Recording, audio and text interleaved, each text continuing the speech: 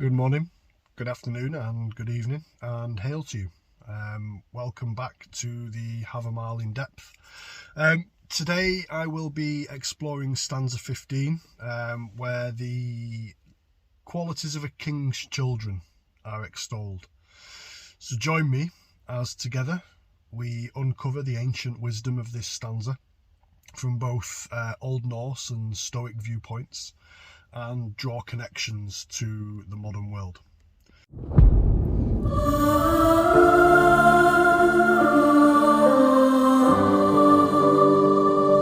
Before we get into it, the more prudent among you may have noticed that I've skipped stanza 14.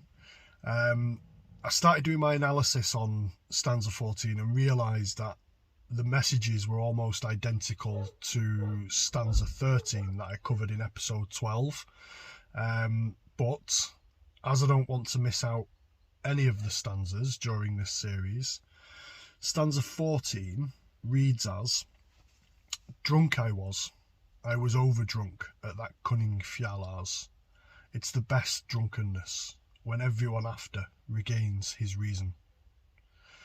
So, aside from the same warnings to the dangers of overindulgence that I covered in the last episode, there is also an element in the sentence, "It's the best drunkenness when everyone after regains his reason." For me, that highlights the benefits of sharing a few too many beverages with friends, and I don't know if wisdom and knowledge is the right word for it, but certainly it can certainly help build bonds and create new frith within our heathen communities. I know I've had a few too many drinks with heathens before, and the night after, the morning after, we've laughed about it, or the afternoon after, depending on when everyone's up. We've laughed about it, jokes have been made, and that laughter between people definitely serves to strengthen bonds. So, stanza 15 then. "Taciturn and prudent, and in war daring should a king's children be. Joyous and generous everyone should be, until the hour of death." So, from an Old Norse perspective, this stanza highlights the ideal qualities expected of a king's children. They are to be taciturn and prudent, which means they should be known for their thoughtful and measured speech, especially in matters of leadership. The mention of being daring in war emphasises the courage required of a ruler's offspring. Joyous and generous, and perhaps the whole stanza actually, for me at least, suggests that these qualities are not exclusive to kings, but should be embraced by all. These qualities are to be maintained until the moment of death, underscoring their lifelong significance. And I don't think that's necessarily for children as well. I think that's for all of us. There's some really important messages in there, not just for the way we should maybe raise our children, but also for the way that we should conduct ourselves in daily lives. I think it's fair to say that in Old Norse culture, these virtues were highly valued and often upheld as societal standards, reflecting the importance of wisdom, courage, and generosity in leadership. We all have those moments where we are a leader, whether that be a parent to our children, in the workplace, amongst a crowd of friends. There are quite often moments where we take that leadership role, and this stanza and the virtues within it are important to remember during those times. If we consider, for instance, the saga of, again, I apologise if I bastardise the pronunciation of this, Egil Skallagrimsson, who was exiled by his father from Norway during the Viking Age. In this saga, Egil, a complex character, it's fair to say, embodies both the virtues and vices of a Norse hero. Despite his fierce and at times violent nature, Egil also demonstrates moments of compassion and generosity, and his journey through life serves as an example of the challenges and rewards that come with balancing qualities like prudence, courage, and generosity. If at any point, by the way, you'd like more information on the saga of Egil Skallagrimsson, or a different one, any other sagas that you'd like me to include in this podcast, please let me know, and I can at least provide further details or start adding them in to the episodes as we move along and evolve. From a Stoic perspective, this stanza resonates with Stoic virtues and principles. The Stoics emphasize prudence, courage, self-control, and in fact, courage and temperance, self-control, are two of the four central pillars of Stoicism. Taciturn prudence, for example, aligns with the Stoic emphasis on thoughtful speech and rationality, highlighting the importance of making well-considered decisions.